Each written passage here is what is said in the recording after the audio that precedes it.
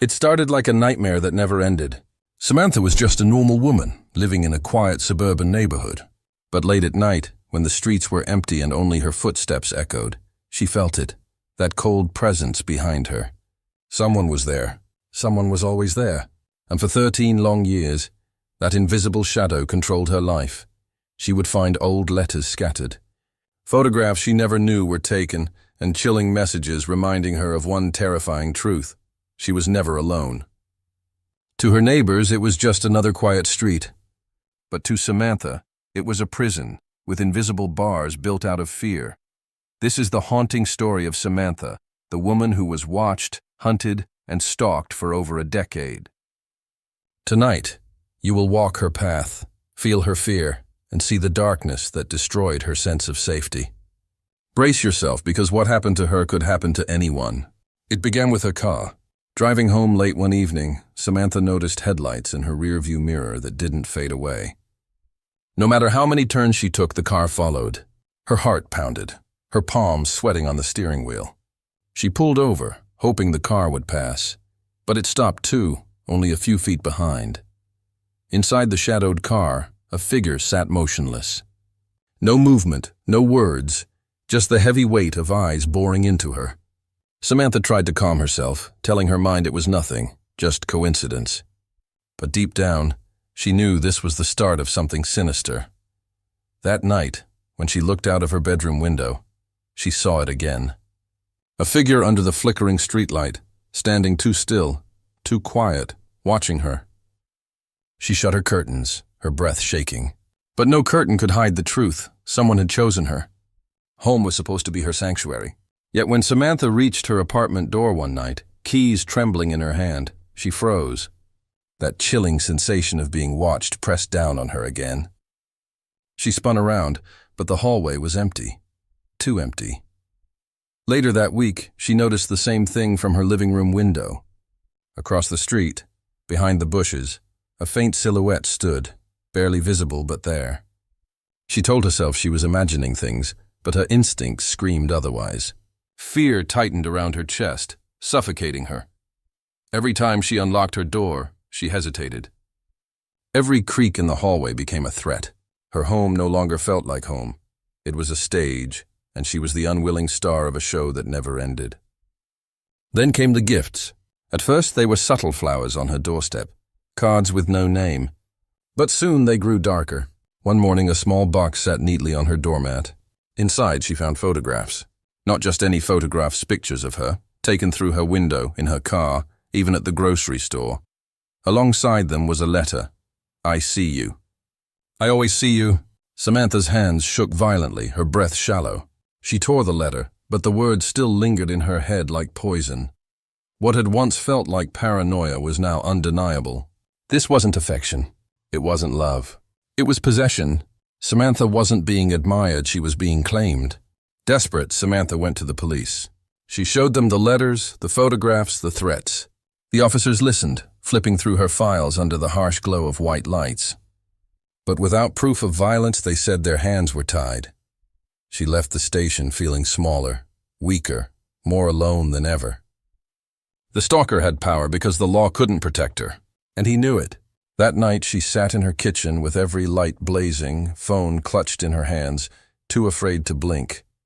Every shadow in her home felt alive. Every tick of the clock sounded like footsteps drawing closer. Samantha realized that help wasn't coming, not soon enough. The messages escalated. At 3 a.m., her phone buzzed relentlessly. Anonymous texts lit up her screen. Nice red dress today. You left your lights on. You look beautiful when you sleep. Her blood turned cold. Whoever it was wasn't just outside anymore. He was watching her daily life, her routines, her private moments. He wasn't guessing, he knew. That was the most terrifying part. Samantha ripped open her curtains, staring into the night. But there was nothing but silence. Yet her phone buzzed again as if mocking her. You'll never see me, but I see you. Every parking lot became a battlefield of shadows. Every step to her door became a sprint of terror. She could feel him there, blurred in the darkness, too close, too real. Once, she saw him cross the parking lot as she rushed to unlock her door. She dropped her keys, panic taking over, hands trembling so badly she couldn't fit the key into the lock. Her breathing grew ragged, and she swore she heard footsteps. But by the time she turned, nothing, just silence. But she knew silence was the stalker's favorite disguise. Samantha's fear was no longer confined to the night. It bled into her mornings, her work, her friendships. The stalker wasn't just outside anymore, he was inside her mind. Then came the night in the stairwell. She climbed the steps, the dim lights flickering above, when she stopped dead in her tracks. On the landing above, a man stood perfectly still, staring down at her. Her blood drained from her face. She recognized him, not a stranger, not a faceless monster, but someone she had seen before. A neighbor, a familiar face she had once trusted. That betrayal cut deeper than the fear itself. She turned and bolted into her apartment, locking the door, her hands shaking uncontrollably. She finally knew the truth. Her stalker wasn't far away. He was closer than she ever imagined. Nights turned into a war zone. Samantha sat in the corner of her bedroom with a kitchen knife clutched tightly, curtains drawn, heart racing at every sound. She barely slept, barely ate. Fear consumed her. Then one night, her phone buzzed again. This time it wasn't just a text, it was a photograph. A picture of her, taken from inside her own apartment. She dropped the phone, her body trembling uncontrollably. He wasn't just outside anymore. He had been inside. Panic took over. Samantha packed her bags in a frenzy, throwing clothes into a suitcase, desperate to escape. She wanted to run, leave everything behind, just to breathe again without fear. But as she walked out of her office late at night, suitcase in hand, she felt it. The heavy gaze. She looked up at the CCTV camera above, knowing it was recording her. But in the corner of her eye, she saw him, watching her leave, just a shadow among shadows. There was no escape.